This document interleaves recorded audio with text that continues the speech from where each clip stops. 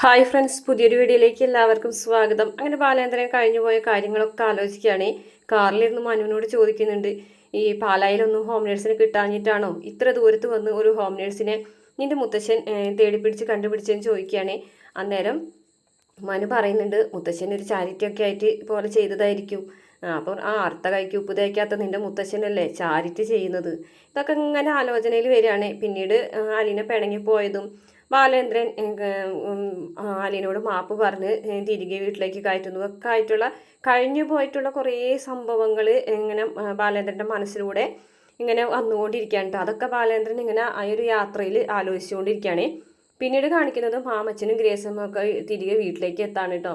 വണ്ടിയിൽ നിന്ന് ഇറങ്ങാതായപ്പോൾ ജോസൂട്ടി വന്ന് ചോദിക്കുന്നുണ്ട്, ഇതെന്തത് എല്ലാവരും വണ്ടി തന്നെ ഇരിക്കുന്നത്, ഇറങ്ങുന്നില്ലേ ചോദിക്കുകയാണ്. വയ്യടാ വയ്യ, എത്ര ദൂരത്തെ യാത്രയായിരുന്നു, 400 കിലോമീറ്റർ വണ്ടി ഓടി എന്ന് ഗ്രേസമ്മ പറയുമ്പോൾ, ഓടിയതല്ല ഞാൻ ഓടിച്ചതാ എന്ന് മാമച്ചൻ പറയുകയാണേ.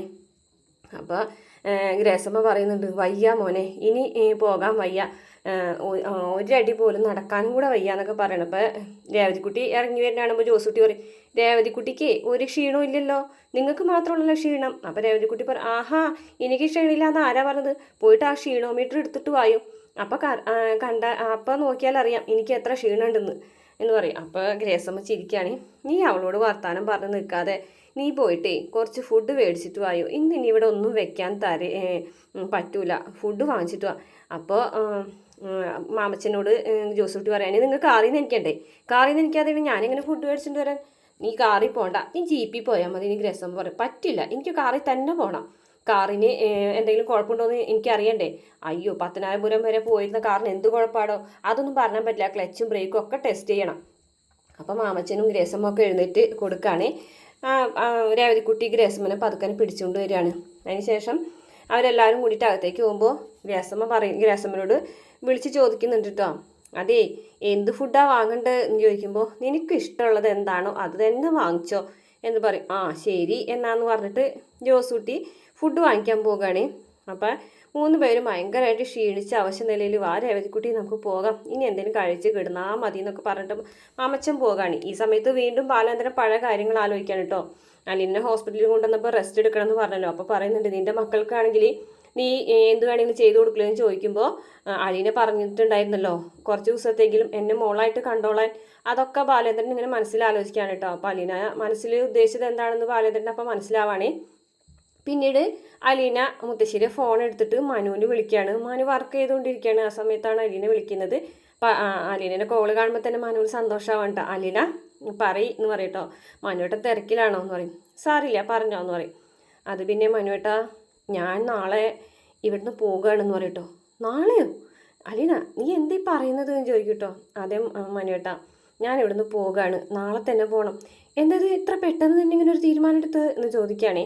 അന്നേരം അലീന പറയാണ്, അത് മേഡത്തിന് എന്നെ തീരെ കണ്ടുകൂടാ, എൻ്റെ മുഖത്ത് പോലും നോക്കുന്നില്ല, ആരോടും മിണ്ടുന്നില്ല, മക്കളോട് പോലും ശരിക്കും മിണ്ടുന്നില്ല, എല്ലാത്തിനും കാരണം ഞാനാണല്ലോ എന്ന് പറയാണ്. അതെങ്ങനെ നീയാവുന്ന കാരണം? അത് ഞാൻ രോഹിത്തിൻ്റെ കാര്യം മേഡത്തിനോട് പറഞ്ഞു എന്ന് പറയുകയാണേ. വേറെ നിവർത്തിയില്ലാത്തതുകൊണ്ട് പറഞ്ഞതാ, അവൻ ഇപ്പോഴും ചെയ്ത തെറ്റിൻ്റെ ആഴെന്താണെന്ന് അവന് മനസ്സിലായിട്ടില്ല. അവനിപ്പോൾ ഞാൻ തന്നെ തെറ്റ് ചെയ്തതുപോലെയാണ് എന്നോട് സംസാരിക്കുന്നത്. അപ്പോൾ പിന്നെ പറയാതെ നിവർത്തിയില്ലാതായി മനുവേട്ട എന്ന് പറയുകയാണെ. അപ്പോൾ മനു പറയും, സാറില്ല, പറഞ്ഞത് നന്നായി ഉള്ളൂ, പക്ഷേ വൈകിപ്പോയി, നേരത്തെ തന്നെ പറയണമായിരുന്നു എന്ന് പറയും. അപ്പോൾ അലീന പറയുന്നുണ്ട്, അത് പറഞ്ഞിട്ട് വലിയ കാര്യമൊന്നുമില്ല, ഇപ്പോഴും തെറ്റ് എൻ്റെ തന്നെയാണ്, എൻ്റെ ഭാഗത്തു നിന്നാണ് തെറ്റുകൊണ്ടാണ് ഇങ്ങനെ സംഭവിച്ചതെന്നാണ് മേഡം പറയുന്നത്. ഞാൻ വന്നതിന് ശേഷമാണ് അത്രേ ഈ വീട്ടിലെ പ്രശ്നങ്ങൾ തുടങ്ങിയത്, ഞാൻ വന്നതിന് ശേഷമാണ് ഇവിടെ എല്ലാവരുടെ സമാധാനം നഷ്ടപ്പെട്ടതെന്നാണ് പറയുന്നത്. ഇതിലിപ്പോൾ ഏറ്റവും 1-ാം പ്രതിയായിട്ട് നിൽക്കുന്നത് മുത്തശ്ശനാണല്ലോ എന്നെ അവിടെ നിന്ന് സെലക്ട് ചെയ്ത് ഇങ്ങോട്ട് കൊണ്ടുവന്നത്. 2-ാം പ്രതി മനുവേട്ടൻ, 3-ാം പ്രതി എന്നെ സപ്പോർട്ട് ചെയ്യുന്ന ബാലേന്ദ്ര സാറ്. ഓഹോ, അങ്ങനെയാണോ കാര്യങ്ങൾ എന്ന് ചോദിക്കുകയാണേ. അപ്പോൾ അതെ, അങ്ങനെയാണ് ഇപ്പോൾ കാര്യങ്ങൾ കിടക്കുന്നത്. ഇനി ഞാൻ ഇവിടുന്ന് പോയില്ലെങ്കിൽ ശരിയാവില്ല എന്ന് പറയും. അപ്പോൾ മനു പറയും, ഇനിയിപ്പോൾ പറഞ്ഞിട്ടൊന്നും കാര്യമില്ല, ഇതേ പാരലൽ പേഴ്സണാലിറ്റിയാണ്. അതായത് ഒരാൾ രണ്ട് രീതിയിൽ പെരുമാറുന്നു. അപ്പോൾ അവരോട് ഇനി നമ്മൾ എന്ത് പറഞ്ഞിട്ടും കാര്യമില്ല, കണ്ണ് കാണാത്തവൻ്റെ മുഖത്ത് നോക്കിയിട്ട് കണ്ണ് തുറന്ന് നോക്കിയിട്ടുണ്ടെങ്കിൽ കാണാമെന്ന് പറയുന്ന രീതിയിലാണ് ആൻറ്റിനോട് എന്തെങ്കിലും സംസാരിച്ചാൽ എന്ന് പറയണേ. അപ്പോൾ അതിനൊരു മനുവേട്ടൻ ഇതൊക്കെ അറിയാമല്ലേ എന്ന് പറയും. ആ അറിയാം, പക്ഷേ ഇനിയിപ്പോൾ വേറെ നിവർത്തിയൊന്നുമില്ല, അയ്യോ ഇനിയിപ്പോൾ എന്ത് ചെയ്യും, ഒരു ജോലി നോക്കാനായിട്ട് എനിക്കൊന്നും ചെയ്യാനുള്ള സമയവും ഇല്ലാതായിപ്പോയല്ലോ. സാരില്ല മനുവേട്ടാ, ഞാൻ മാമച്ചനങ്ങളുടെ വീട്ടിലേക്ക് ഇപ്പോൾ തൽക്കാലം പോകാം. ജയതിക്കുട്ടി നിൽക്കുന്നിടത്തേ എറണാകുളത്തോട്ട് തന്നെയാണല്ലോ ഞാൻ വരുന്നത്. അപ്പോൾ അവിടെ വെച്ചിട്ട് എന്തെങ്കിലും ജോലി അന്വേഷിക്കാം. ശരി, എവിടെ പോകണമെങ്കിലും എന്നെ കണ്ടിട്ടേ പോകാവുള്ളൂ കേട്ടോ എന്ന് പറയും. ശരി മനുവേട്ടാ എന്നിട്ട് ഫോൺ കട്ട് ചെയ്യുകയാണേ. ഇതേ സമയം രേവതിക്കുട്ടിയും മാമച്ചനും ഗ്രേസമ്മയും കൂടി നിന്നിട്ട് ഷെറിൻ്റെ വീട്ടിലെ കാര്യങ്ങളൊക്കെ ഡിസ്കസ് ചെയ്യുകയാണ്. അപ്പോൾ രേവതിക്കുട്ടി പറയുന്നുണ്ട്, അവർ പറഞ്ഞ കാര്യങ്ങളിൽ നിന്ന് നിങ്ങൾക്കൊക്കെ എന്താണ് മനസ്സിലായതെന്ന് ചോദിക്കാൻ കേട്ടോ. അപ്പോൾ ഗ്രേസമ്മ നീ തന്നെ പറയും കാര്യങ്ങൾ. അതെ, സെലിൻ ചേച്ചി പറഞ്ഞല്ലോ ഈ കല്യാണം കഴിഞ്ഞ കാര്യം. 2 വർഷമല്ലേ ആയിട്ടുള്ളൂ സെലിൻ ചേച്ചിയുടെ കല്യാണം കഴിഞ്ഞിട്ട് അവിടെ വന്നിട്ട്. പക്ഷേ നമ്മുടെ ഷെറിൻ ചേച്ചിയുടെ കല്യാണം 1 വർഷം മാത്രമേ നീണ്ടു നിന്നുള്ളൂ എന്ന് പറയുന്നു.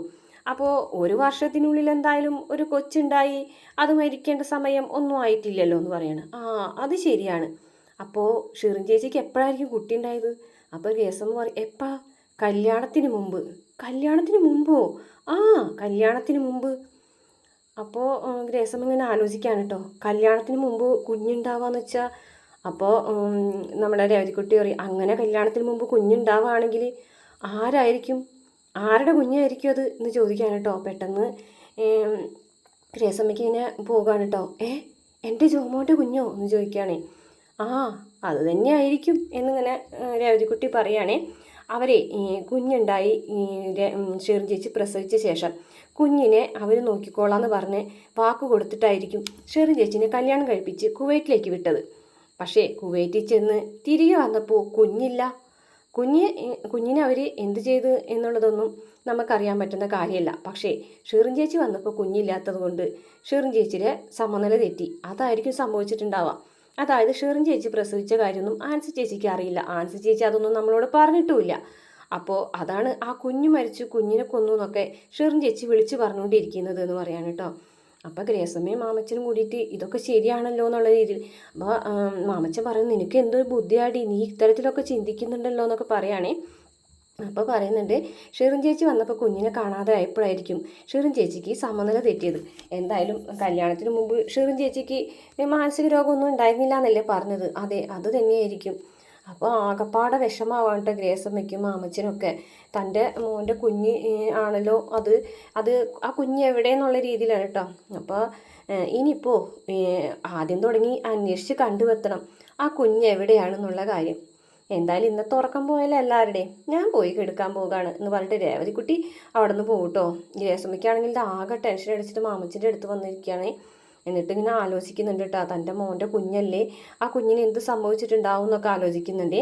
പിന്നീട് കാണിക്കുന്നത് നമ്മുടെ ബാലേന്ദ്രൻ തന്നെയാണ് കേട്ടോ. ബാലേന്ദ്രൻ പെട്രോൾ അടിക്കാനായിട്ട് പെട്രോൾ പമ്പിലേക്ക് വന്നിരിക്കുകയാണ്. അപ്പോൾ അയാളോട് ഫുൾ ടാങ്ക് അടിക്കാൻ പറയുന്നുണ്ട്. അപ്പോൾ അയാൾ വീണ്ടും ചോദിക്കുന്നുണ്ട്. അപ്പോൾ ദേഷ്യത്തോട് കൂടിയിട്ട് ഫുൾ ടാങ്ക് അടിക്കാനല്ലോ കേട്ടോ പറഞ്ഞിരിക്കണമെന്ന് പറഞ്ഞിട്ട് ദേഷ്യപ്പെടുകയാണ്. അതിനുശേഷം അയാൾ പൈസ ഒന്ന് ചോദിക്കുമ്പോൾ GPay ചെയ്തിട്ട് പൈസ ഒക്കെ കൊടുക്കുകയാണ്.